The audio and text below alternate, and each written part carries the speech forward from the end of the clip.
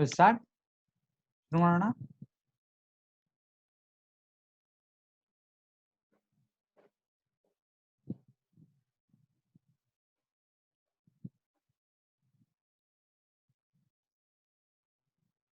Shall we start?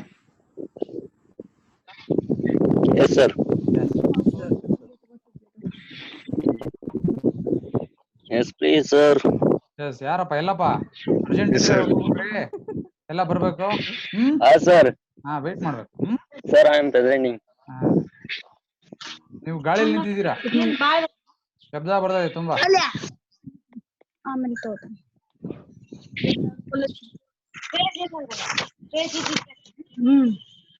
So I will be muting you all.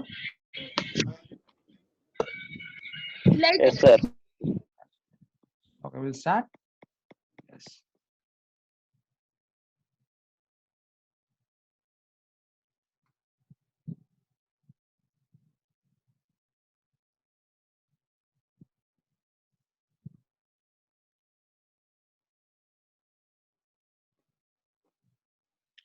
State territorial sovereignty. That is, I think, the last part of our discussion in your unit 2. With this, I think we will be finishing most of the topics on unit 2. The last topic is state territorial sovereignty. And please, if you know, if you just find out, maybe by looking into the question papers or something in the textbooks, if you find that any topic has been left out, you please bring it to my notice. We will have a discussion on the same. Okay, so with this brief introduction, now we will start with the topic state territorial sovereignty. In this topic, we will be basically discussing about the meaning of this concept of state territorial sovereignty and modes of acquisition and loss of territory. ರಾಷ್ಟ್ರ ಒಂದು ಭೂಪ್ರದೇಶದ ಮೇಲೆ ತನ್ನ ಸಾರ್ವಭೌಮತ್ವ ಹೊಂದಿದೆ ಅಂದ್ರೆ ಅದರ ಅರ್ಥ ಏನು, ಮತ್ತೆ ಯಾವ ಯಾವ ಮಾರ್ಗಗಳ ಮೂಲಕ ಒಂದು ರಾಷ್ಟ್ರ ತನ್ನ ಸಾರ್ವಭೌಮತ್ವನ ಪಡ್ಕೊಬಹುದು. Modes of acquisition of state. ಒಂದು ರಾಷ್ಟ್ರನ ಹೆಂಗ್ ಪಡ್ಕೊಳ್ಳೋದು, ಮತ್ತೆ ಹೆಂಗೆ ಟೆರಿಟರಿನ ಪಡ್ಕೊಬಹುದು, ಮತ್ತೆ ಟೆರಿಟರಿನ ಹೆಂಗೆ ಒಂದು ರಾಷ್ಟ್ರ ಕಳ್ಕೊಬಹುದು. The modes of acquisition and loss of territory. These are the two important things which we'll be studying in today's class. So we'll start with this. First one is the meaning of this concept of territorial sovereignty. ಭೂಪ್ರದೇಶದ ಮೇಲಿನ ಸಾರ್ವಭೌಮತ್ವ ಅಂದ್ರೆ ಏನು? ಇದು ಯಾರಿಗಿರುತ್ತೆ? ಒಂದು ರಾಷ್ಟ್ರಕ್ಕೆ.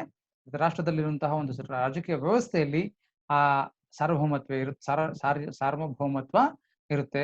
ಅದರ ಅರ್ಥ ಏನು, ಮತ್ತೆ ಯಾವ ರೀತಿ ಸಾರ್ವಭೌಮತ್ವ ಒಂದು ಟೆರಿಟರಿ ಮೇಲೆ ಸ್ಥಾಪನೆ ಮಾಡಬಹುದು, ಮತ್ತೆ ಯಾವ ರೀತಿ ಒಂದು ಸಾರ್ವಭೌಮತ್ವನ ಅಲ್ಲಿ ಕಳ್ಕೊಂಡ್. Modes of acquisition and loss of territory over a particular area. That is what we will be studying in today's class. Now we'll start with this. It is the relationship between states. The meaning of territorial sovereignty ಅಂದ್ರೆ ಏನದು? ಅದು ಒಂದು ಸಂಬಂಧ. ಯಾರ ನಡುವೆ ಇರುವಂತಹ ಸಂಬಂಧ. It is a relationship between States. ರಾಷ್ಟ್ರ ಮತ್ತು ರಾಷ್ಟ್ರಗಳ ನಡುವೆ ಇರುವಂತಹ ಸಂಬಂಧನ ನಾವು ಈ ರೂಪದಲ್ಲಿ ನಾವು ಕಾಣ್ತೀವಿ. ಅಂದ್ರೆ ಟೆರಿಟೋರಿಯಲ್ ಸಾವರೆಂಟಿ. ಎಂತ ರಿಲೇಷನ್ ಅದು, ಎಂತ ಸಂಬಂಧ ಅದು? It is A relationship between states where it signifies independence. ಒಂದು ರಾಷ್ಟ್ರಕ್ಕೆ ಒಂದು ಭೂಪ್ರದೇಶದ ಮೇಲೆ ಸಾರ್ವಭೌಮತ್ವ ಇದೆ ಅಂದ್ರೆ ಅದರ ಒಂದು ಇನ್ನೊಂದು ಅರ್ಥ ಏನು ಅಂದ್ರೆ ಅಲ್ಲಿ ಒಂದು ಸ್ವತಂತ್ರ ರಾಷ್ಟ್ರ ಇದೆ ಅನ್ನೋದು ಅರ್ಥ. So it is a relationship between states whereby it signifies independence. ಸ್ವತಂತ್ರವನ್ನ ಅದು ತೋರಿಸುತ್ತೆ. Independence is in regard to a portion of the globe and it refers to the rights. ಏನು ಈ ಸಾರ್ವಭೌಮತ್ವ ಅಂದ್ರೆ ಏನು ಅಂದ್ರೆ it is independence in regard to a portion of the globe and it refers to a right. Territorial sovereignty ಅಂದ್ರೆ ಅದೊಂದು ಸಂಬಂಧ, ರಾಷ್ಟ್ರ ಮತ್ತು ರಾಷ್ಟ್ರಗಳ ನಡುವೆ ಇರುವಂತಹ ಸಂಬಂಧ. ಅದು ಏನನ್ನು ತೋರಿಸುತ್ತೆ? ಅದು ಸ್ವತಂತ್ರನ ತೋರಿಸುತ್ತೆ. ಸ್ವತಂತ್ರ ಯಾವುದ್ರ ಬಗ್ಗೆ? Independence is in regard to a portion of the globe. ಒಂದು ಗ್ಲೋಬ್ ಅಂದ್ರೆ ಇಡೀ ಭೂಗೋಳ ಏನಿದೆಯೋ ಆ ಭೂಮಿ ಇದೆಯಲ್ಲ, ಭೂಮಿಯ ಒಂದು ಭಾಗ. ಅದರ ಮೇಲೆ ಇರಬಹುದಂತಹ ಕೆಲವು ಹಕ್ಕುಗಳು. So independence with respect to a portion of the globe and it refers to a right. ಈ ಸಾರ್ವಭೌಮತ್ವ ಅನ್ನೋದು ಕೆಲವು ಹಕ್ಕುಗಳು ಮತ್ತು ಅಧಿಕಾರಗಳನ್ನ ಸೂಚಿಸುತ್ತೆ. So territorial sovereignty is a relationship between states. One minute. I think it can make more sense if I use this so that I can highlight. So ಸಾರ್ವಭೌಮತ್ವ territorial sovereignty ಅಂದ್ರೆ it is a relationship between states. ರಾಷ್ಟ್ರಗಳ ನಡುವೆ ಇರೋ ಸಂಬಂಧ ಅದೇನ ತೋರಿಸುತ್ತೆ? ಅದು ಸ್ವಾತಂತ್ರ್ಯವನ್ನ ತೋರಿಸುತ್ತೆ. ಸ್ವತಂತ್ರ ಯಾವ್ದು ಸಂಬಂಧಪಟ್ಟಂತೆ? Independence in regard to a portion of the globe. ಇದು ಈ ನಮ್ಮ ಭೂಮಿಯ ಯಾವುದೇ ಒಂದು ಭಾಗಕ್ಕೆ ಸಂಬಂಧಪಟ್ಟಂತೆ ಆ ಸ್ವತಂತ್ರ ಇರುತ್ತೆ. And it refers to rights. ಅದು ಮತ್ತೆ ಈ ಸಾರ್ವಭೌಮತ್ವನ ಏನನ್ನು ಸೂಚಿಸುತ್ತೆ?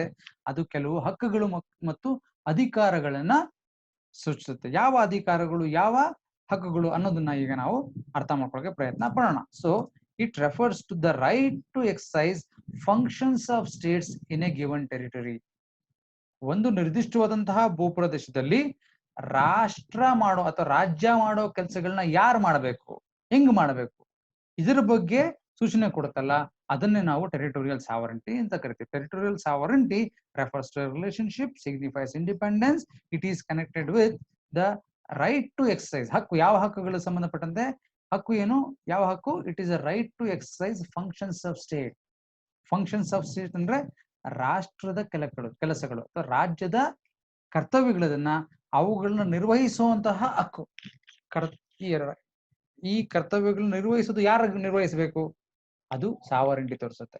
ಯಾರಲ್ಲಿ ಸಾವರಂಟಿ ಇರುತ್ತೋ ಅವರು ಈ ರಾಷ್ಟ್ರ ಮಾಡೋ ಕೆಲಸಗಳನ್ನ ಮಾಡೋ ಒಂದು ಹಕ್ಕು ಅವನಿಗೆ ಸಿಗುತ್ತೆ. ಏನು what are the functions of sovereign? ನಾವು ಓದ್ತಿದ್ವಿ in this regard when we are discussing the concept of state, and in your political science, those who studied political science in their graduation, they might have understood the important functions of the state. ಈ ವಿಷಯ, ಈ ನಿಟ್ಟಿನಲ್ಲಿ ರಾಷ್ಟ್ರದ ಕರ್ತವ್ಯಗಳನ್ನ ಬಹಳ broad ಆಗಿ ಎರಡು ವಿಧವಾಗಿ ನಾವು ನೋಡಬಹುದು. ಒಂದು ಪೊಲೀಸ್ ಸ್ಟೇಟ್ಸ್ ನ ಕರ್ತವ್ಯಗಳು ಅಥವಾ ಕಾರ್ಯಗಳು, ಮತ್ತೆ ವೆಲ್ಫೇರ್ ಸ್ಟೇಟ್ಸ್, ಕಲ್ಯಾಣ ರಾಷ್ಟ್ರಗಳಲ್ಲಿ ರಾಷ್ಟ್ರದ ಕರ್ತವ್ಯಗಳೇನು ಅನ್ನೋದ್ರ ಬಗ್ಗೆ ನಾವು ಡಿಫ್ರೆನ್ಶಿಯೇಟ್ ಮಾಡ್ಬೋದು. ಈ ಪೊಲೀಸ್ ರಾಷ್ಟ್ರಗಳೇನು ಅಂದ್ರೆ, ನಾವು ಮುಂಚೆ ಇದ್ವಲ್ಲ, ಆ ರಾಷ್ಟ್ರಗಳಲ್ಲಿ ಆ ರಾಷ್ಟ್ರ ಅಥವಾ ರಾಜ್ಯದ ಕರ್ತವ್ಯಗಳೇನು ಅಂದ್ರೆ ಆ ಶಾಂತಿ ಮತ್ತು ಸುವ್ಯವಸ್ಥೆನ ಕಾಪಾಡೋದು. That is the only function of police state. Police state ನ ಪ್ರಮುಖ ಉದ್ದೇಶ ಮತ್ತೆ ಕಾರ್ಯ ಏನು ಅಂದ್ರೆ ಆ ರಾಷ್ಟ್ರದಲ್ಲಿ ಶಾಂತಿ ಮತ್ತು ಸುವ್ಯವಸ್ಥೆನ ಕಾಪಾಡೋದು.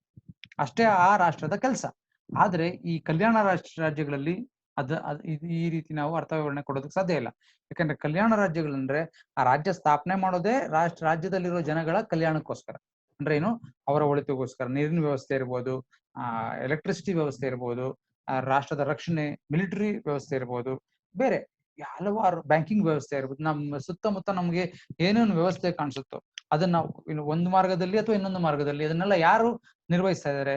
ಆ ನಾಡಿನ ಸಾರ್ವಭೌಮ ನಿರ್ವಹಿಸ್ತಾನೆ. ಇದು ಫಂಕ್ಷನ್ಸ್ ಆಫ್ ಸ್ಟೇಟ್. ಈ ಮಾದರಿ ಕಲ್ಯಾಣ ರಾಜ್ಯಗಳಲ್ಲಿ ಇದು ಕೂಡ ಆ ಒಂದು ರಾಷ್ಟ್ರದ ಕಾರ್ಯ. ಈ ರಾಷ್ಟ್ರದ ಕಾರ್ಯಗಳನ್ನ ಯಾರು ಮಾಡೋದಕ್ಕೆ ಹಾಕಿರುತ್ತೋ ಆ ಒಂದು ಎಂಟಿಟಿ, ಆ ಒಂದು ಅಸ್ತಿತ್ವಕ್ಕೆ ನಾವು ಸಾವರಿನ್ ಅಂತ ಕರಿತೀವಿ. So it signifies a relationship between states, and it signifies the independence, and it talks about the right of a entity, and it refers to that right of exercising functions of state. ಯಾವುದೋ ಒಂದು ಭೂಪ್ರದೇಶದ ಮೇಲೆ ರಾಷ್ಟ್ರದ ಕಾರ್ಯಗಳನ್ನ ಯಾರು ಮಾಡ್ತಾರೋ, ಯಾರಿಗೆ ಮಾಡೋ ಹಕ್ಕಿರುತ್ತೋ ಅಂತವ್ರಿಗೆ ಸಾವರಿಂಟಿ ಇದೆ ಅಂತ ನಾವು ಕನ್ಸಿಡರ್ ಮಾಡ್ತೀವಿ. So it is a right to exercise functions of a state in a given territory. And ಮತ್ತೆ ಏನಂದ್ರೆ ಪ್ರಮುಖವಾದಂತ ಒಂದು ಅಂಶ ಏನಂದ್ರೆ ಬರೀ ಆಡಳಿತ ನಡೆಸೋದಷ್ಟೇ ಅಲ್ಲ, ಬೇರೆಯವರು ತನ್ನ ಕಾರ್ಯಗಳನ್ನ ತನ್ನಗೆ ವಿರುದ್ಧವಾಗಿ ತನ್ನ ಸ್ಥಾನದಲ್ಲಿ ಬಂದು ಬೇರೆಯವರು ಮಾಡಬಾರ್ದು. Just like when we talk about ownership in jurisprudence. Ownership ಅಂದ್ರೆ ಏನು? jurisprudence ಅಲ್ಲಿ ಓನರ್ಶಿಪ್ ಅಂದ್ರೆ ಯಾವ್ದೋ ನನಗೆ ಸೇರಿದ ವಸ್ತುನ ನಾನ್ ಮಾತ್ರ ಬಳಸೋದು ಅಂದ್ರೆ ಏನು? ಬೇರೆಯವ್ರನ್ನ ಅದನ್ನ ಬಳಸದೆ ಇರೋ ರೀತಿ ತಡೆಯೋದು ನನ್ನ ಅಧಿಕಾರ. ಅದೇ ರೀತಿ ಸಾವರಿಂಟಿ ಅಂದ್ರೆ ಏನಾಗುತ್ತೆ, ಇಲ್ಲಿ ಈ ನಿರ್ದಿಷ್ಟವಾದ ಭೂಪ್ರದೇಶದಲ್ಲಿ ರಾಜ್ಯದ ಕಾರ್ಯಗಳನ್ನ ಮಾಡುವಂತ ಹಕ್ಕು ನನಗಿದೆ. ಅಷ್ಟೇ ಅಲ್ಲ, ನನಗೆ ಮಾತ್ರ ಇದೆ. ಬೇರೆಯವರು ಆ ಕಾರ್ಯ ಮಾಡಕ್ ಬಂದ್ರೆ ಅವ್ರನ್ನ ತಡೆಯೋ ಹಕ್ಕು ನನಗಿದೆ. I hope you can understand. The sovereignty of state means I as an entity have a right to discharge the functions of state and also prevent others from doing it, to exclusion of others. ನಾನ್ ಮಾತ್ರ ಅದು ಅಧಿಕಾರ ಮಾಡೋದು. ಇವಾಗ let us take an example. ಈ ಭಾರತ ರಾಷ್ಟ್ರದಲ್ಲಿ ಭಾರತ ರಾಷ್ಟ್ರದ ಆರ್ಥಿಕ ಸ್ಥಿತಿಗಳನ್ನ ಯಾರು ಕಂಟ್ರೋಲ್ ಮಾಡ್ಬೋದು? ಭಾರತದ ಸಾರ್ವಭೌಮ ಅಧಿಕಾರ ಏನ್ ಸಂವಿಧಾನದಲ್ಲಿ ನಾವು ಕಾಣ್ತೀವೋ ಅವ್ರು ಮಾತ್ರ ಕಂಟ್ರೋಲ್ ಮಾಡ್ಬೋದು. ಪಾಕಿಸ್ತಾನದವ್ರು ಬಂದು ಮಾಡ್ತೀನಿ ಅಂದ್ರೆ ಅವ್ರನ್ನ ಅದನ್ನ ಮಾಡದೆ ಅವ್ರನ್ನ ತಡೆಯೋ ಅಧಿಕಾರ ನಮ್ದು. ಇವಾಗ ಏನ್ ಮಾಡ್ತಾರೆ ಪಾಕಿಸ್ತಾನದವರು? ತಮ್ಮ ಸಾರ್ವಭೌಮ ಅಧಿಕಾರನ ಕಾಶ್ಮೀರದಲ್ಲಿ ಸ್ಥಾಪನೆ ಮಾಡ್ಬೇಕು ಅಂತ ಪ್ರಯತ್ನ ಪಡ್ತಾರೆ. ಅದಕ್ಕೆ ನಾವೇನ್ ಮಾಡ್ತಿದೀವಿ? ನಾವು ತಡೆ ಓಡ್ತಾ ಇದೀವಿ. ಅಂದ್ರೆ ನಿಮಗೂ ಕಾಶ್ಮೀರಕ್ಕೂ ಸಂಬಂಧ ಇಲ್ಲ. ಕಾಶ್ಮೀರ ನಮಗ್ ಸೇರಿದ್ದು. ಅಲ್ಲಿನ ರಾಷ್ಟ್ರದ ಕಾರ್ಯಗಳನ್ನ ಮಾಡೋ ಅಧಿಕಾರ ಈ ಭಾರತಕ್ಕೆ ಮಾತ್ರ ಇದೆ, ಪಾಕಿಸ್ತಾನಕ್ಕೆ ಇಲ್ಲ. That is what is going to be indicated as territorial sovereignty which India has over Kashmir. ಅರ್ಥ ಆಗ್ತಿದೆಯಲ್ಲ? That is the sense in which we understand the concept of territorial sovereignty. Okay, moving further is the one more way of understanding the same concept of territorial sovereignty with few different words. What is this? Essentially, what is this territorial sovereignty? Is we know already when we are discussing about the statehood or the nature of states or elements of state. Essential elements of statehood is occupation of a territorial area within which the state law operates. ಯಾವ್ದು ಒಂದು state ಆಗ್ಬೇಕು ಅಂದ್ರೆ ಏನಿರ್ಬೇಕು? ಯಾವುದೋ ಒಂದು ನಿರ್ದಿಷ್ಟವಾದ territory, ಒಂದು ಭೂಪ್ರದೇಶದಲ್ಲಿ ಒಂದು ರಾಷ್ಟ್ರ, ಅಲ್ಲಿನ ರಾಜ್ಯ, ಆ ರಾಷ್ಟ್ರ ಏನಿದೆಯೋ ಅದಕ್ಕೆ ಅದು ಮಾಡಿದ ಕಾನೂನುಗಳು ಅಲ್ಲಿ ಜಾರಿ ಮಾಡಿ ಅವುಗಳನ್ನ ಅದರ ಮೂಲಕ ಅಲ್ಲಿನ ಆಡಳಿತ ನಡೆಸೋದು. Essential element of statehood is occupation of a territorial area with which the state law operates. ಅದರೊಳಗೆ ಆ ರಾಷ್ಟ್ರದ ಕಾನೂನುಗಳು ಅಲ್ಲಿ ತಮ್ಮ ಕಾರ್ಯನ ನಿರ್ವಹಿಸ್ತವೆ. So supreme authority over this area is vested in a state. ಆ ಒಂದು ನಿರ್ದಿಷ್ಟವಾದ ಭೂಪ್ರದೇಶದಲ್ಲಿ ಸುಪ್ರೀಂ ಅಥಾರಿಟಿ, ಸುಪ್ರೀಂ ಅಂದ್ರೆ ಸರ್ವೋಚ್ಚ ಅಥಾರಿಟಿ ಅಂದ್ರೆ ಅಧಿಕಾರ, ಸರ್ವೋಚ್ಚವಾದಂತಹ ಅಧಿಕಾರ ಯಾವುದೋ ಒಂದು ನಿರ್ದಿಷ್ಟವಾದ ಭೂಪ್ರದೇಶದ ಕೆಳಗೆ ಯಾರಿಗೆ ಸೇರಿರುತ್ತೋ, ಯಾವ ಒಂದು ಅಸ್ತಿತ್ವಕ್ಕೆ ಅದು ಸೇರಿತ್ತೋ ಅದನ್ನ ನಾವು ಸಾವರೆಂಟಿ ಅಂತ ಕರಿತೇವೆ. This is known as the concept of territorial ಸಾವರೆಂಟಿ. ಅದನ್ನ ತೋರಿಸುತ್ತೆ? ಅದೇನನ್ನು ತೋರಿಸುತ್ತೆ ಅಂದ್ರೆ, it implies that within this territorial domain, ಈ ಒಂದು ಭೂಪ್ರದೇಶದ ಒಳಗೆ ಅದರ್ ಸ್ಟೇಟ್ಸ್, ಬೇರೆ ರಾಷ್ಟ್ರಗಳು ತನ್ನ ಅಧಿಕಾರ ವ್ಯಾಪ್ತಿನ ಚಲಾಯಿಸೋದಕ್ಕೆ ಆಗೋದಿಲ್ಲ. With respect to what? With respect to property and persons. ಒಂದು ನಿರ್ದಿಷ್ಟವಾದ ಭೂಪ್ರದೇಶದಲ್ಲಿ ಒಂದು ರಾಷ್ಟ್ರಕ್ಕೆ ತನ್ನ ಸಾರ್ವಭೌಮತ್ವ ಇದೆ ಅಂದ್ರೆ ಅದರ ಒಂದು ಪರಿಣಾಮ ಅದೇನನ್ನು ಸೂಚಿಸುತ್ತೆ ಅಂದ್ರೆ, ಆ ರಾಜ್ಯ ಬಿಟ್ಟು ಬೇರೆ ರಾಜ್ಯದವರು ಆ ರಾಜ್ಯದಲ್ಲಿ ಇರುವಂತಹ ಆ ರಾಜ್ಯಕ್ಕೆ ಸೇರಿದಂತಹ ಭೂಪ್ರದೇಶದಲ್ಲಿರೋ ವ್ಯಕ್ತಿಗಳಾಗಿರ್ಬೋದು ಅಥವಾ ಅಲ್ಲಿನ ಸ್ವತ್ತುಗಳ ಮೇಲಾಗ್ಲಿ ಬೇರೆ ರಾಷ್ಟ್ರಗಳು ತನ್ನ ಅಧಿಕಾರ ವ್ಯಾಪ್ತಿನ ಹೊಂದಿರುವುದಿಲ್ಲ, ತನ್ನ ಅಧಿಕಾರನ ಚಲಾಯಿಸೋಂಗಿಲ್ಲ. Let us take a simple example. ನಾವು Vijay Mallya is now in England. ಅವ UK ಅಲ್ಲಿ ಈಗ ಇದ್ದಾನೆ. ಸೊ ಅವನ ಮೇಲೆ ಭಾರತದ ಜೂರಿಸ್ಡಿಕ್ಷನ್ ಇದೆಯಾ ಇಲ್ವಾ? ಈಗ ನಾವೇನ್ ಹೇಳ್ತೀವಿ? Obviously as long as Vijay Mallya is in England, Vijay Mallya ಎಲ್ಲಿವರೆಗೂ ಇಂಗ್ಲೆಂಡ್ ನಲ್ಲಿದ್ದಾನೋ ಆ ವ್ಯಕ್ತಿಯ ಮೇಲೆ ಭಾರತ ತನ್ನ ಅಧಿಕಾರ ವ್ಯಾಪ್ತಿ ಹೊಂದಿರೋದಿಲ್ಲ. ಯಾಕೆ? ಅವನೆಲ್ಲಿದ್ದಾನೆ? ಇಂಗ್ಲೆಂಡ್ ನಲ್ಲಿದ್ದಾನೆ. ಇಂಗ್ಲೆಂಡ್ ನಲ್ಲಿ ಯಾವುದೇ ವ್ಯಕ್ತಿಗಳಿರ್ಲಿ, ಯಾವುದೇ ಸ್ವತ್ತುಗಳಿರ್ಲಿ, ಆ ಸ್ವತ್ತುಗಳ ಮೇಲೆಲ್ಲ ಅಧಿಕಾರ ವ್ಯಾಪ್ತಿ ಯಾರಿಗಿರುತ್ತೆ? ಆ ಇಂಗ್ಲೆಂಡಿನ ಸರ್ಕಾರಕ್ಕೆ, ಅಲ್ಲಿನ ವ್ಯವಸ್ಥೆಗಿರುತ್ತೆ. ಭಾರತದ ಸರ್ಕಾರಕ್ಕೆ ಅಥವಾ ಭಾರತದ ವ್ಯವಸ್ಥೆಗೆ ಇರೋದಿಲ್ಲ. ಅದೇನು ಸೂಚಿಸುತ್ತೆ? That shows the sovereignty which the England as a state has over the territory which we call it as England now. I hope you can understand. This is what we call as the concept of sovereignty. Okay, this is the meaning. Moving further, modes of acquisition and loss of territory. Sovereignty establish ಮಾಡಬೇಕು ಅಂದ್ರೆ territory ಬೇಕು. Territory ಬಂದ್ಮೇಲೆ ಅದರ ಮೇಲೆ ಸಾವರೆಂಟ್ ಅಧಿಕಾರ ನಡೆಸೋದು. So ಈ ಅಂತಾರಾಷ್ಟ್ರೀಯ ಮಟ್ಟದಲ್ಲಿ ಈಗಿರೋ ವ್ಯವಸ್ಥೆಯಲ್ಲಿ ಯಾವ ಮಾರ್ಗದಲ್ಲಿ ಒಂದು ರಾಷ್ಟ್ರ ತನ್ನ ಟೆರಿಟರಿ ಭೂಪ್ರದೇಶನ ಪಡ್ಕೊಬಹುದು ಅಥವಾ ಕಳ್ಕೊಬಹುದು? Modes of acquisition and loss of territory. ಯಾಕಂದ್ರೆ ಒಂದು ರಾಷ್ಟ್ರ ಒಂದು ಭೂಪ್ರದೇಶನ ಪಡ್ಕೊಂತು ಅಂದ್ರೆ ಆ ರಾಷ್ಟ್ರದ ಮೇಲೆ ಏನ್ ಅಧಿಕಾರ ಹೊಂದಿರುತ್ತೆ? That state is going to have territorial sovereignty. ಆ ಒಂದು ಭೂಪ್ರದೇಶದ ಮೇಲೆ ತನ್ನ ಟೆರಿಟೋರಿಯಲ್ ಸಾವರೆಂಟಿನ ಹೊಂದಿರುತ್ತೆ. ಆ ಪಡ್ಕೊಬೇಕು ಅಂದ್ರೆ ಆ ಸಾವರೆಂಟಿ, ಆ ಟೆರಿಟರಿ ಪಡ್ಕೊಬೇಕು. ಇವಾಗ ನಾವು ತಿಳ್ಕೊಳಕ್ ಪ್ರಯತ್ನ ಪಡ್ತೀವಿ ಅಂದ್ರೆ, what are the modes of acquisition of territory as such? Okay, let us try to find out what it is. Common modes of acquisition of territory. They are grouped under these 5 heads. ಈ 4-5 ಅಂಶಗಳ ಮೇಲೆ 5 ಮಾರ್ಗವಾಗಿ ಒಂದು ರಾಷ್ಟ್ರ ತನ್ನ ಬೇರೆ ಭೂಪ್ರದೇಶವನ್ನ ಪಡ್ಕೊಬಹುದು ಅಥವಾ ಇರೋ ಭೂಪ್ರದೇಶನ ಕಳ್ಕೊಬಹುದು. First one is occupation. Occupation. ಎರಡನೇದು ಪ್ರಿಸ್ಕ್ರಿಪ್ಷನ್. ಮೂರನೇದು ಅಕ್ರಿಷನ್. ನಾಲ್ಕನೇದು ಸೆಷನ್. ಐದನೇದು ಕಾನ್ಕ್ವೆಸ್ಟ್. ಈ 5 ಮಾರ್ಗಗಳಲ್ಲಿ ಒಂದು ರಾಷ್ಟ್ರ ಭೂಪ್ರದೇಶನ ಪಡ್ಕೊಬಹುದು ಅಥವಾ ಕಳ್ಕೊಬಹುದು. Okay, let us try to understand each of these concepts in detail. Many a times questions have been asked on this in your exam. 15 ಮಾರ್ಕ್ಸ್ಗೆ 10 ಮಾರ್ಕ್ಸ್ಗೆ ಈ ಪ್ರಶ್ನೆನ ಕೇಳಿದರೆ modes of acquisition and loss of territory. ಏನ್ ಪ್ರಮುಖವಾದ ಅಂಶ, ಏನ್ ಪಡ್ಕೊಂಡ ಮೇಲೆ ಏನಾಗುತ್ತೆ, ಒಂದು ಭೂಪ್ರದೇಶನ ಒಂದು ರಾಷ್ಟ್ರ ಪಡ್ಕೊಂಡ ಮೇಲೆ ಏನಾಗುತ್ತೆ, ಇಟ್ ಎಸ್ಟಾಬ್ಲಿಷಸ್ ಇಟ್ಸ್ ಸಾವರೆಂಟಿ. ಆ ರಾಷ್ಟ್ರದ ಮೇಲೆ ತನ್ನ ಸಾರ್ವಭೌಮತ್ವನ ಹೊಂದಿರುತ್ತೆ. ಸಾರ್ವಭೌಮತ್ವ ಹೊಂದಿರುತ್ತೆ ಅಂದ್ರೆ ಏನರ್ಥ, ಅದಕ್ಕೆ ಹಕ್ಕು ಸಿಗುತ್ತೆ. ಏನ್ ಹಕ್ಕು? That right to discharge functions of a state. ಆ ರಾಷ್ಟ್ರದ ರಾಜ್ಯದ ಕಾರ್ಯಗಳನ್ನ ಅಲ್ಲಿ ನಿರ್ವಹಿಸುವ ಒಂದು ಅಧಿಕಾರ ಆ ರಾಜ್ಯಕ್ಕೆ ಸಿಗುತ್ತೆ. ಆ ಹೊಸ ಭೂಪ್ರದೇಶ ಏನ್ ಪಡ್ಕೊಳ್ಳುತ್ತೆ ಅಥವಾ ಕಳ್ಕೊಳ್ಳುತ್ತೆ. It can be both. So ಯಾವ ಮಾರ್ಗದಲ್ಲಿ? It can be through occupation, it can be through prescription, it can be through accretion, and it can be through cession, or it can be through conquest. ಈ ಎಲ್ಲಾ ಮಾರ್ಗಗಳಲ್ಲಿ ತನ್ನ ಸಾರ್ವಭೌಮ ಅಧಿಕಾರನ ಒಂದು ಭೂಪ್ರದೇಶದ ಮೇಲೆ ಪಡ್ಕೊಳ್ಳುತ್ತೆ ಅಥವಾ ಕಳ್ಕೊಳ್ಳುತ್ತೆ. Let us try to find out the first mode of acquisition of territory by a state in the present international system. Occupation. What is this? Occupation ಅಂದ್ರೆ ಈ ಎಲ್ಲ ಅಂಶಗಳು ಇರಬೇಕು.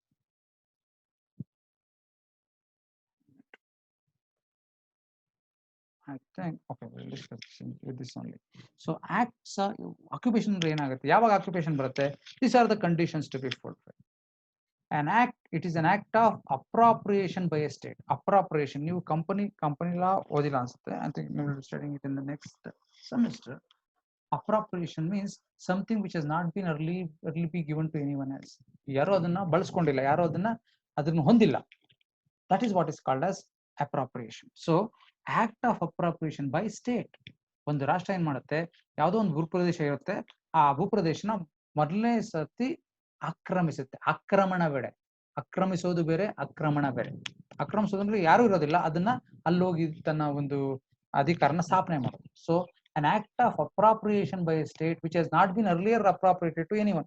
ಮುಂಚೆ ಯಾರಿಗೂ ಸೇರಿರಲಿಲ್ಲ ಅದು, ಆ ಭೂಪ್ರದೇಶನ ತಾನು ಆವರಿಸುತ್ತೆ ಅನ್ಕೊಳ್ಳಿ. ಟು ಬೆಟರ್ ವರ್ಡ್, ಆಕ್ರಮಣ ಅಂದ್ರೆ it's a concept of war ಬರುತ್ತೆ ಅಥವಾ ಫೈಟ್ ಬರುತ್ತೆ, ಇಲ್ಲೇನಿಲ್ಲ. ಆ ಒಂದು ಭೂಪ್ರದೇಶನ ಆವರಿಸ್ಕೊಳುತ್ತೆ. So act of appropriation by ಒಂದು ರಾಷ್ಟ್ರ ಒಂದು ರಾಜ್ಯ ಏನ್ ಮಾಡ್ತು, ಒಂದು ಭೂಪ್ರದೇಶನ ಆವರಿಸ್ಕೊಳುತ್ತೆ. ಹೆಂಗೆ? Through which intentionally acquired sovereign. ಬರೀ ಸುಮ್ಮನೆ ಹೋಗಿ ಬರೋದಲ್ಲ. ಯಾವ್ದೋ ಒಂದು ರಾಷ್ಟ್ರದ ಒಂದು 50 ಜನ ಸೈನಿಕರು ಅಲ್ಲೋಗಿ ಅಥವಾ 1000 ಜನ ಸೈನಿಕರು ಹೋಗಿ ಆ ಭೂಪ್ರದೇಶದೆಲ್ಲ ಓಡಾಡ್ಕೊಂಡ್ ಬಂದ್ಬಿಟ್ರು. Then you don't consider that it has appropriated that place or that globe, that part of the globe. So through which intentionally acquires sovereignty. ಏನು ಉದ್ದೇಶ? that intention plays an important role. ಯಾವುದೋ ಒಂದು ಐಲ್ಯಾಂಡ್ ಇದೆ, ಯಾವುದೋ Pacific ocean ಅಲ್ಲಿ ಯಾವುದೋ ಒಂದು ದೊಡ್ಡ ಐಲ್ಯಾಂಡ್ ಇದೆ ಅನ್ಕೊಳ್ಳಿ. ಐಲ್ಯಾಂಡ್ ನಲ್ಲಿ ಐಲ್ಯಾಂಡ್ಗೆ ಯಾರಿಗೂ ಸೇರಿಲ್ಲ, ಅದು ಯಾವುದೇ ರಾಷ್ಟ್ರಕ್ಕೆ ಸೇರಿಲ್ಲ ಅಂತ ಒಂದು ಐಲ್ಯಾಂಡ್ ಅದು. ಇವಾಗ ಏನ್ ಮಾಡುತ್ತೆ, ಒಂದು ರಾಷ್ಟ್ರ ಹೋಗಿ ಏನ್ ಮಾಡ್ತು, ಆ ಒಂದು ರಾಷ್ಟ್ರ, ಆ ಒಂದು ಐಲ್ಯಾಂಡ್, ಆ ದ್ವೀಪನ ತಾನು ಆವರಿಸ್ಕೊಂಡು ಆಕ್ರಮಿಸ್ಕೊಳ್ತು. That is occupation. ಯಾವ ಉದ್ದೇಶದಿಂದ?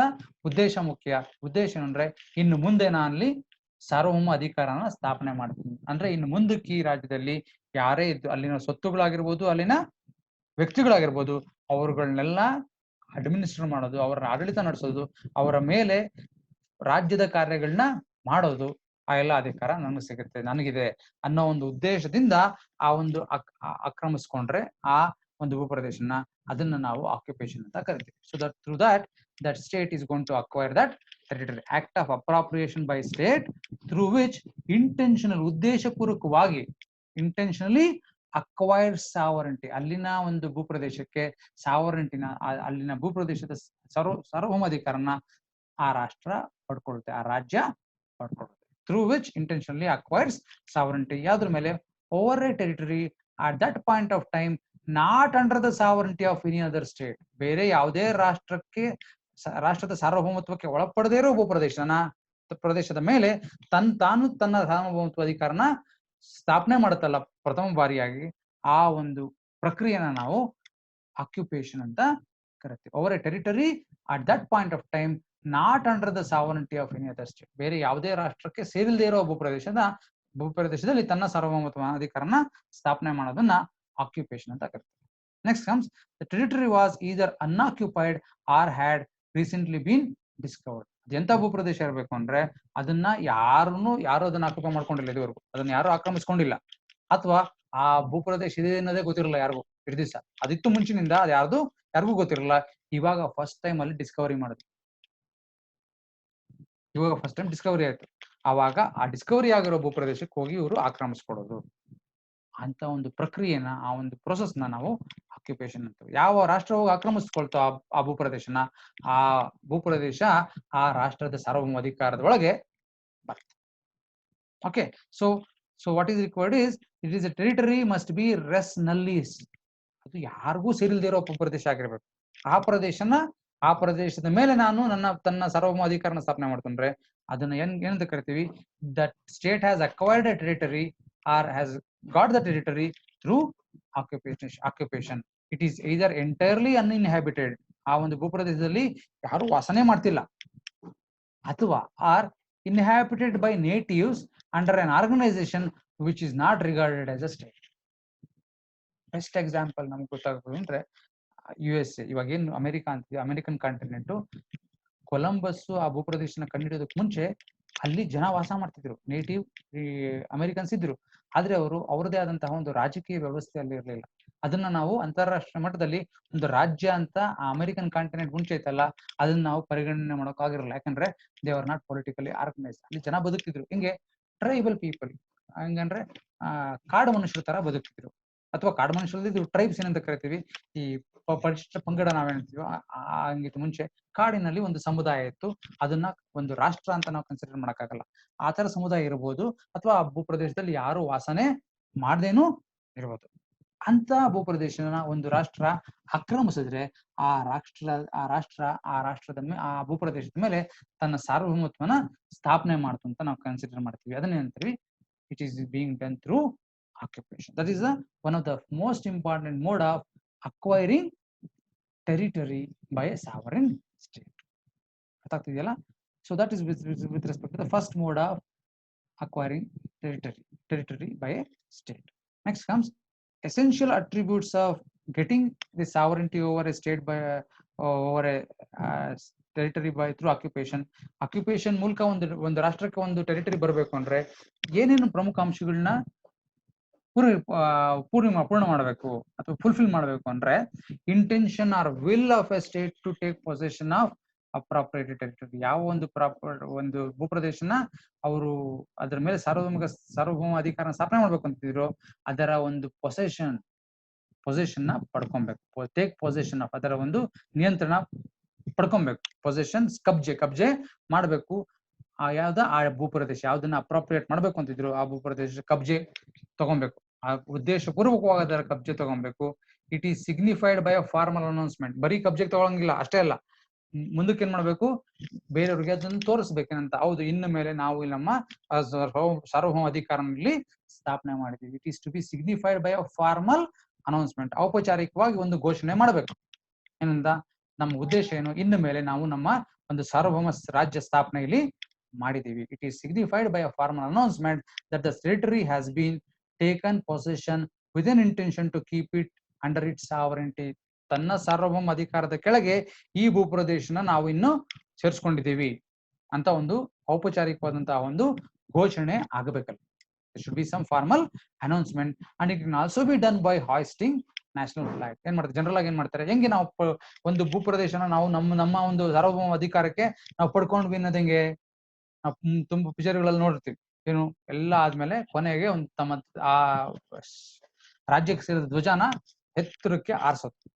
ಆ ಧ್ವಜ ಅದಕ್ಕೆ ಆರಿಸೋದು ಏನ್ ತೋರಿಸುತ್ತದೆ ಅಂದ್ರೆ, ಈ ಭೂಪ್ರದೇಶ ಇನ್ನು ಮುಂದಕ್ಕೆ ನಮಗೆ ಸೇರಿದ್ದು, ನಮ್ಮ ಸಾರ್ವಭೌಮತ್ವಕ್ಕೆ ಒಳಪಟ್ಟ ಭೂಪ್ರದೇಶ ಅಂತ ಸಿಗ್ನಿಫೈ ಮಾಡೋದು. It can also be done by hoisting national flag which is a symbol of ಸಾವರೆಂಟಿ. ಒಂದು ರಾಷ್ಟ್ರದ ಸಾರ್ವಭೌಮತ್ವದ ಒಂದು ಚಿಹ್ನೆ ಏನು ಅಂದ್ರೆ ಆ ರಾಷ್ಟ್ರದ ರಾಷ್ಟ್ರ ಧ್ವಜ. And assertion of ಸಾವರೆಂಟಿ must be displayed. ತನ್ನ ಸಾರ್ವಭೌಮ ಅಧಿಕಾರನ ಅಸರ್ಟ್ ಮಾಡಬೇಕು, ಅದಿದೆ ಅಂತ ತೋರಿಸ್ಬೇಕು ಜನಕ್ಕೆ. That is how it should work. ಮತ್ತೆ mere discovery of land does not constitute occupation. ಯಾವುದೋ ಒಂದು ರಾಷ್ಟ್ರಕ್ಕೆ ಸೇರಿದ ಜನ ಒಂದು ರಾಷ್ಟ್ರನ ಭೂಪ್ರದೇಶನ ಕಂಡುಬಿಟ್ಟು ಬಂದ್ಬಿಟ್ರು. ಕಂಡಿಡಿದು ಬಂದ್ಬಿಟ್ವಿ ಇನ್ಮೇಲೆ ನಮ್ಗೆ ಸೇರಿದ್ದು ಅಂದ್ರೆ no. Mere discovery is not sufficient to say that you have established your sovereignty over the state. ಏನ್ ಮಾಡ್ಬೇಕು? You have to show something more. ನಿಮ್ಮ ಉದ್ದೇಶನ ವ್ಯಕ್ತಪಡಿಸಬೇಕು ಬೇರೆಯವ್ರಿಗೆ. ಏನಂದ್ರೆ ನಮ್ಮ ಸಾರ್ವಭೌಮ ಅಧಿಕಾರನಲ್ಲಿ ಸ್ಥಾಪನೆ ಮಾಡಿದೀವಿ. ಆ ಸ್ಥಾಪನೆ ಮಾಡೋದನ್ನ ಸಿಗ್ನಿಫೈ ಮಾಡಿದ್ರೆ ಮಾತ್ರ ನಿಮಗೆ ಅಲ್ಲಿ ಅಧಿಕಾರ, ಆ ಸಾರ್ವಭೌಮ ಅಧಿಕಾರ ಸಿಗುತ್ತೆ ಹೊರತು ಸುಮ್ನೆ ಹುಡುಕ್ಬಿಟ್ಟು. ಇವಾಗ ಪೋರ್ಚುಗೀಸ್ ಏನ್ ಮಾಡ್ದ? ವಾಸ್ಕೋಡಿಗಾಮನ ಅಲ್ಲ, ಕೊಲಂಬಸ್ ಏನ್ ಮಾಡ್ದ? ಪೋರ್ಚುಗೀಸ್ ಸೇರಿದವನು. ಅವನೇನ್ ಮಾಡ್ದ? ಸಿ ಹುಡುಕೊಂಡೋಗಲ್ಲಿ ಅಮೆರಿಕ ಭೂಪ್ರದೇಶನ ಕಂಡಿಡ್ಬಿಟ್ಟ. ಅಮೆರಿಕ ಭೂಪ್ರದೇಶ ಕಂಡಿಡ್ಬಿಟ್ಟು ವಾಪಸ್ ಬಂದ. ಅಲ್ಲಿ ಕಂಡಿಡ್ಬಿಟ್ಟು ಬಂದ್ಬಿಟ್ಟು ಆ ಪೋರ್ಚುಗೀಸ್ ಸೇರಿದ ಒಬ್ಬ ನಾವಿಕ ಅಂದ ತಕ್ಷಣಕ್ಕೆ ಪೋರ್ಚುಗಲ್ ರಾಷ್ಟ್ರ ಇದೆಯಲ್ಲ, ಅದು ಅಲ್ಲಿನ ಸಾರ್ವಭೌಮ ಆಗೋದಿಲ್ಲ. ಸಾರ್ವಭೌಮ ಆಗ್ಬೇಕಂದ್ರೆ ಏನ್ ಮಾಡ್ಬೇಕು? ಇಲ್ಲಿನ ಸೈನಿಕನ್ ಕಳಿಸ್ಬೇಕು. ಅಲ್ಲಿನ ಒಂದು ಭೂಪ್ರದೇಶದ ತನ್ನ ಕಬ್ಜೆಗೆ, ಕಂಟ್ರೋಲ್ ತಗೊಬೇಕು. ಮತ್ತೆ ನಮ್ಗೆ ಸೇರಿದ್ದು ಈ ಭೂಪ್ರದೇಶ ಅಂತ ಘೋಷಣೆ ಮಾಡ್ಬೇಕು. ಇಷ್ಟೆಲ್ಲ ಮಾಡಿದ್ರೆ ಮಾತ್ರ ಆ ರಾಷ್ಟ್ರದ ಮೇಲೆ, ಆ ಒಂದು ಭೂಪ್ರದೇಶದ ಮೇಲೆ ತನ್ನ ಸಾರ್ವಭೌಮ ಅಧಿಕಾರನ ಪಡ್ಕೊಳ್ಳುತ್ತೆ ಹೊರತು ಸುಮ್ನೆ ಡಿಸ್ಕವರಿ ಮಾಡ್ಕೊಂಡ್ಬಿಟ್ರೆ, ಕಂಡಿಡಿದ್ಬಿಟ್ಟು ಬಂದ್ಬಿಟ್ರೆ ಮಾತ್ರ ಅಷ್ಟಕ್ಕೆ ತಮಗೆ ಆ ಭೂಪ್ರದೇಶದ ಮೇಲೆ ಆ ರಾಷ್ಟ್ರಕ್ಕೆ ಸಾರ್ವಭೌಮ ಅಧಿಕಾರ ಸಿಗುತ್ತೆ. These are a few important things which we should know as to how a state is going to acquire territory through occupation. So I think I will stop at this. Again, they are giving a warning that we have only 10 more minutes of time. So we'll have a discussion briefly and you can raise questions and then they will end the session and we will start discussing the other modes of acquisition of territory and loss of territory in detail in the tomorrow's session. So I will stop it now and I will open the forum or this meeting for discussion now. Okay, we'll look into that. I will just bring all of you on the board. Stop the screen sharing. Yes, I will unmute all of you. Yes, ಯಾರ್ಯಾರೋ ಇನ್ನೂ mute ಮಾಡ್ಕೊಂಡಿದ್ದಾರೋ ದಯವಿಟ್ಟು unmute ಮಾಡ್ಕೊಳ್ಳಿ. So now you can ask questions, raise doubts. ಒಬ್ಬೊಬ್ರು ಕೈ ಎತ್ರಿ, I will ask them. So video on ಮಾಡ್ಕೊಂಡಿಲ್ಲ ವಿಜಯಲಕ್ಷ್ಮಿ, ಬಸಮ್ಮ, ಶೀತಲ್. ವಡಾಪನ್ ಶೀತಲ್ ಅಂತೂ ನೋಡ ಇಲ್ಲ ನಾವು ಮುಖ. ಒಬ್ಬೊಬ್ರು ಯಾರ್ರೀ ಅದು? ರೀ ತೆಂಗಿನಕಾಯಿ ತೆಂಗಿನ ಮರದ ಕಾಯಿ ಕೂತಿದ್ದೀರಾ? ಪ್ರದೀಪ್ ಬಿದ್ದಾತ್ರಿ ತೆಂಗಿನಕಾಯಿ ತಲೆ ಮೇಲೆ.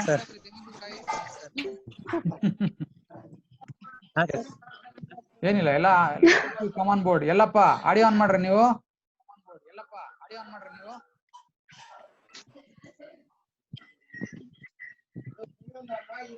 Yes, any doubts on this concept of territorial sovereignty and modes of acquisition and loss of territory?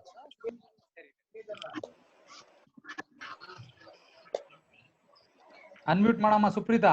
Yellappa unmute ಮಾಡ್ರಿ.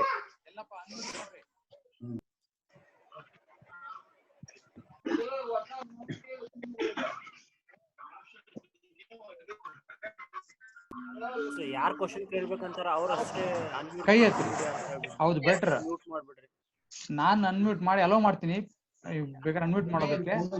I will do Okay, sir. Those who want to ask questions, they unmute and ask questions. Okay, now you are allowed to unmute. ಯಾರ್ಯಾರು question ಕೇಳಬೇಕು ಅವರು unmute ಮಾಡ್ಕೊಳ್ಳಿ, questions ಕೇಳ್ರಿ. ಆಮೇಲೆ ತಿರ್ಗಾ mute ಮಾಡ್ಕೊಳ್ಳಿ, ನಾನು ರಿಪ್ಲೈ ಮಾಡ್ತೀನಿ. ಸೊ ದಟ್ ಡಿಸ್ಟರ್ಬೆನ್ಸ್ ಇರೋದಿಲ್ಲ. ಬಸಮ್ಮ ವಿಡಿಯೋ ಆನ್ ಮಾಡ್ರಿ, ಶೀತಲ್ ವಿಡಿಯೋ ಆನ್ ಮಾಡ್ರಿ, ಅಮೃತ ವಿಡಿಯೋ ಆನ್ ಮಾಡ್ರಿ, ಶಶಿಕುಮಾರ್, PC ಚಿನ್ನೂರ್ ವಿಡಿಯೋ ಕಾಣಿಸ್ತಿಲ್ಲ, ಬೇಡವಾ? ನೆಟ್ವರ್ಕ್ ಪ್ರಾಬ್ಲಮ್ ಇದೆಯಾ? ಶರಣ್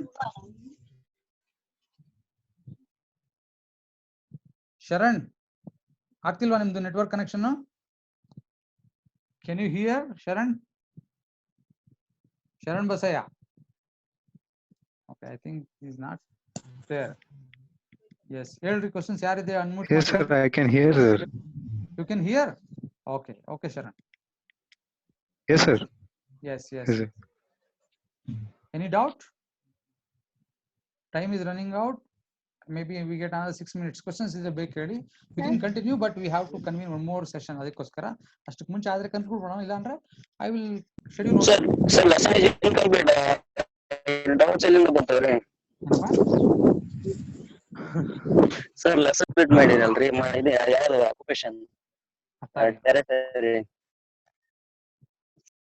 ಎಲ್ಲಪ್ಪ ಅರ್ಧಕ್ಕೆ ಅಲ್ಲ ಸರ್ ನಮ್ಮ ಮಾತಾಡೋದು ಕೇಳಿಸುತ್ತೆ. ಹಲೋ ಸರ್ ಸರ್ ಹೇಳ್ರಿ, ಯಾರು ಮಾತಾಡ್ತಿರ್ ಕೈ ಎತ್ ಮಾತಾಡ್ರಿ.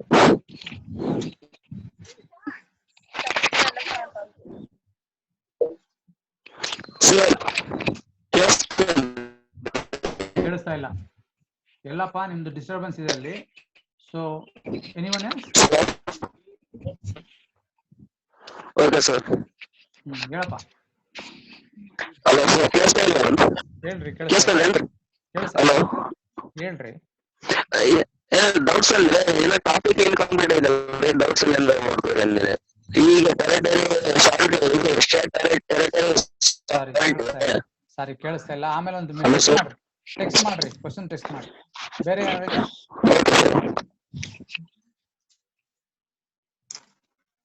ಸರ್ ಈ ಟಾಪಿಕ್ ಯಾಕೆ ಬೇಕು ಸರ್? ಎಲ್ಲಿ ಅರ್ಥ ಆಗ್ಲಿಲ್ಲ. ಜಗನ್ನಾಥ್ ಸರ್. ಜಗನ್ನಾಥ್ ಹೇಳಿ. What is the importance sir? Importance ಏನ್ ಸರ್ ಇದು? ಯಾಕೆ ಕಲಿಬೇಕು ಸರ್ ನಾವು ಈ topic? Ultimately you will be. Can you hear me sir? ಕೇಳಿಸ್ತಾ ಇದ್ದೀರಿ. I will answer your question. Look, most of us we do not have clarity as to what is the concept of territorial sovereignty. Territorial sovereignty ಏನು? ಟೆರಿಟರಿನೇ territorial sovereignty ಅಲ್ಲ. Sovereignty is a right. Nature of territorial ಸಾವರೆಂಟಿ ನಾವು ಅರ್ಥ ಮಾಡ್ಕೊಳಕ್ ಪ್ರಯತ್ನ ಪಡ್ತೀವಿ. ಒಂದು ರಾಷ್ಟ್ರದಲ್ಲಿ territory ಇರಬೇಕು, ಗವರ್ಮೆಂಟ್ ಇರಬೇಕು, ಸೊಸೈಟಿ ಇರಬೇಕು, ಅಲ್ಲಿ ಅಂತಾರಾಷ್ಟ್ರೀಯ ಸಂಬಂಧಗಳನ್ನ ಬೆಳೆಸ್ಕೊಳ್ಬೇಕು ಅಂದ್ರೆ ಇವೆಲ್ಲ ಎಸೆನ್ಷಿಯಲ್ಸ್ ಇದೆ ಅಂತ.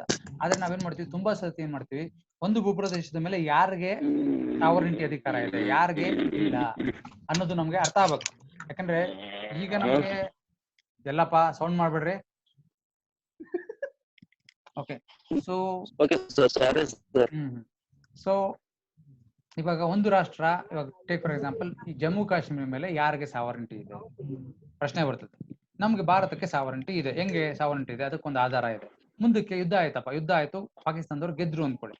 ಗೆದ್ರು ಅಂದ್ರೆ ಅವಾಗ ಸಾವರೆಂಟಿ ಬಂತ ಅವ್ರಿಗೆ ಇಲ್ವಾ? ಬಂತು ಅಂದ್ರೆ ಹೆಂಗ್ ಬಂತು? It came because of conquest. ಅದರಿಂದ ಸಾವರೆಂಟಿ ಅಂದ್ರೆ ಏನು ಫಸ್ಟ್ ಅರ್ಥ ಆಗ್ಬೇಕು. ಟೆರಿಟೋರಿಯಲ್ ಸಾವರೆಂಟಿ ಅಂದ್ರೆ ಏನು ಅಂತ ಅರ್ಥ ಆಗ್ಬೇಕು. ಇವಾಗ ಭಾರತದಲ್ಲಿ ಈಗ ಭಾರತದ ಭೂಪ್ರದೇಶದಲ್ಲಿ ಇವಾಗ ಸಾವರೆನ್ ರಾಷ್ಟ್ರ ಇದೆ. ಅರ್ಥ ಆಗ್ತಿದೇನ್ರಿ ಜಗನ್ನಾಥ್? ಸೊ ಭಾರತ ಒಂದು ರಾಷ್ಟ್ರ. ಮುಂದಕ್ಕೆ ಶ್ರೀಲಂಕಾದ ಮೇಲೂ ನಮ್ಮ ಒಂದು ಅಧಿಕಾರನ ಸ್ಥಾಪನೆ ಮಾಡ್ಬೇಕು. ಏನಂದ್ರೆ ಅಧಿಕಾರ ಸ್ಥಾಪನೆ ಮಾಡ್ತೀವಿ ಅಂದ್ರೆ ಏನರ್ಥ? Functions of state. ಆ ರಾಷ್ಟ್ರ ಮಾಡೋ ಕೆಲಸಗಳನ್ನ ಮಾಡೋ ಹಕ್ಕು ನಮಗ್ ಸಿಗುತ್ತೆ. ಈ ಒಂದು ಟಾಪಿಕ್ ಓದೋದ್ರಿಂದ ನಮ್ಗೆ ಏನಾಗುತ್ತೆ, we will understand the concept of territorial ಸಾವರೆಂಟಿ. Territorial sovereignty ಅಂದ್ರೆ ಏನರ್ಥ ಥಿಯರಿಟಿಕಲ್ ಆಗಿ ಅನ್ನೋದು ನಮಗೆ ಅರ್ಥ ಆಗತ್ತೆ. ಆಮೇಲೆ ಯಾವ ರೀತಿ ಸಾವರೆಂಟಿ ಪಡ್ಕೊಂತೀವಿ, ಯಾವ ರೀತಿ ಸಾವರೆಂಟಿನ ಕಳ್ಕೊಂತೀವಿ ಭೂಪ್ರದೇಶದ ಮೇಲೆ. ಭೂಪ್ರದೇಶ ಕಳ್ಕೊಂತೀವಿ. ಭೂಪ್ರದೇಶ ಕಳ್ಕೊಂಡ್ಮೇಲೆ ಏನ್ ಕಳ್ಕೊಂತೀವಿ ನಾವು? ಅಲ್ಲಿ ಸಾರ್ವಭೌಮ ಅಧಿಕಾರ ನಾವು ಕಳ್ಕೊಂತೀವಿ. ಭೂಪ್ರದೇಶ ಎಲ್ಲೂ ಹೋಗಲ್ಲ, ಎತ್ಕೊಂಡು ಹೋಗಕ್ಕಾಗತ್ತ ಭೂಪ್ರದೇಶನ? ಶ್ರೀಲಂಕಾ ಅಲ್ಲೇ ಇರ್ತದೆ. ಮುಂದಕ್ಕೆ ನಾವೇನ ಶ್ರೀಲಂಕಾದ ಮೇಲೆ ನಾವು ಸಾರ್ವಭೌಮತ್ವ ಅಧಿಕಾರ ಸ್ಥಾಪನೆ ಮಾಡಿದ್ವಿ ಅಂದ್ರೆ ಏನು, ನಮ್ಗೆ ನಮ್ಮ ರಾಷ್ಟ್ರದ ಕರ್ತವ್ಯಗಳನ್ನ ಪಾಲನೆ ಮಾಡೋ ಹಕ್ಕು ನಮಗ್ ಬರುತ್ತೆ. So that is what is going to happen at the global international level. ಅರ್ಥ ಆಗ್ತಿದ್ದೇನೆ Jagannath? Okay, yes sir. Next. Thank you sir. Ellappa ಈಗ ಹೇಳ್ರಿ. ಎಲ್ಲಪ್ಪ ನಿಜ ಮಾಡ್ತಾ ಹೇಳಪ್ಪ, ಸ್ವಲ್ಪ ಹುಷಾರಾಗಿ ಇಟ್ಕೊಂಡ್ ಮಾತಾಡು ಮೈಕ್ ನ ಬಾಯಿ ಹತ್ರ. ಹೇಳಿ. ಕೇಳಿಸ್ತಾ ಇದೆ?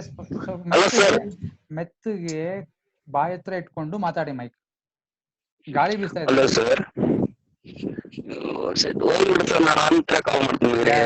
ಆಮೇಲೆ ಮಾಡ್ರಿ, ಫೋನ್ ಮಾಡಿ. S, next. ಇನ್ಯಾರ ಇದೆಯಾ ಬೇರೆ ಪ್ರಶ್ನೆ?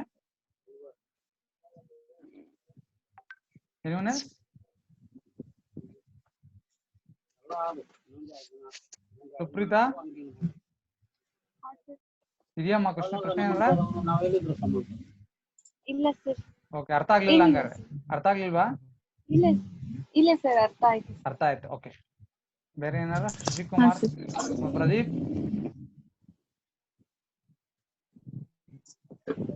ಓಕೆ, ಇಲ್ಲ sir. Okay, then will stop. If at all you ಇದನ್ನ ಕೇಳಿದಿರಲ್ಲ, ಓದ್ರಿ. ಬುಕ್ಸ್ ಇರ್ಬೋದು ತುಂಬಾ ಜನ ನಿಮ್ಮ ಹತ್ರ. ನೀವು ಬುಕ್ ಓದಿ, ಮತ್ತೆ ಏನೋ ಡೌಟ್ಸ್ ಬಂದ್ರೆ ಟೆಕ್ಸ್ಟ್ ಮಾಡ್ರಿ. You can text and I can have interaction with you.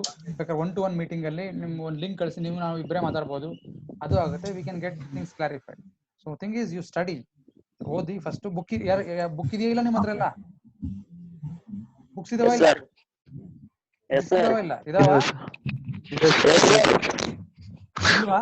Yes, sir, I have it. Yes, sir, I have it. ಆಯ್ತು, ಕೇಳಿಸ್ತಾ ಇಲ್ಲ. ದಯವಿಟ್ಟು ಇನ್ಮೇಲೆ ಮೀಟಿಂಗ್ ಬರ್ಬೇಕಾದ್ರೆ ಅಥವಾ whenever you want to attend the class, ensure that you sit in such a place where there won't be too much of wind. ತುಂಬಾ ಗಾಳಿ ಬೀಸೋ ಕಡೆ, ತುಂಬಾ ಶಬ್ದ ಆಗೋ ಕಡೆ ಆದಷ್ಟು ಕುತ್ಕೊಂಬೇಡಿ. ಯಾಕಂದ್ರೆ it is going to be disturbance for everyone. ನಾವು ಬೇರೆ ಇಯರ್ಫೋನ್ ಹಾಕೊಂಡಿರ್ತೀವಿ, ಸಣ್ಣಗೆ ಮಾತಾಡಿದ್ರು ಅದು ಕರ್ಕಶವಾಗಿ ಕೇಳುತ್ತೆ ಕಿವಿಗೆ. ದಯವಿಟ್ಟು ಎನ್ಶೂರ್ ಮಾಡ್ರಿ. Okay, then I will end the meeting and meet tomorrow at 1 o'clock. 1 o'clock ನಾಳೆ ಡಿಸ್ಕಸ್ ಮಾಡೋಣ.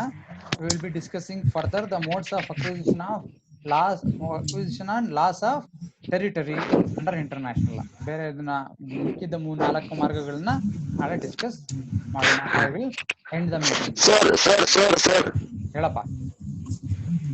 Sir. ಹೇಳ್ರಿ ಎಲ್ಲ. ನೆಟ್ವರ್ಕ್ ಪ್ರಾಬ್ಲಮ್ ಬರಬಾರ್ದಂದ್ರೆ ಮಾರ್ನಿಂಗ್ ಇಟ್ಕೊಂಡ್ಬಿಡ್ರಿ. ನೆಟ್ವರ್ಕ್ ಪ್ರಾಬ್ಲಮ್ ಬರಬಾರ್ದಂದ್ರೆ ಮಾರ್ನಿಂಗ್ ಇಟ್ಕೊಂಡು ನೆಟ್ವರ್ಕ್ ಯಾರು ಯೂಸ್ ಮಾಡಲ್ಲ ಸರ್ ಆ ಮೂಮೆಂಟ್ ಅಲ್ಲಿ. ಎಲ್ಲಪ್ಪ ನೀವು ಸರ್